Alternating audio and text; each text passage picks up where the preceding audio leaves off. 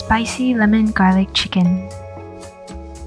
Look for the backbone of the chicken and remove it with a pair of scissors, like this.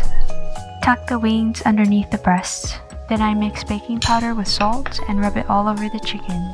This will help us get the crispiest skin. Wrap it up and leave it in the fridge overnight. For the seasoning, put some mayo, zested lemon, minced garlic, dried thyme, Chinese chicken powder, onion powder, smoked paprika, salt, and black pepper. Mix it up well and store it in the fridge overnight. Preheat the oven to 450 degrees Fahrenheit. Put a wire rack on a baking sheet and add some dry white wine and chicken broth. Rub the seasoning all over the chicken skin and even some underneath the skin. It's gonna make it have so much more flavor. Roast the chicken in the oven for 45 minutes. Once it's done, let it rest for at least 10 minutes before we start carving. For the sauce, strain some chicken pan drippings, add some chopped green onions, chopped cilantro, minced garlic, lemon juice, and chili garlic sauce.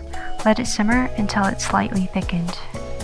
Carve the legs, wings, and breasts, pour the sauce over the chicken, and enjoy.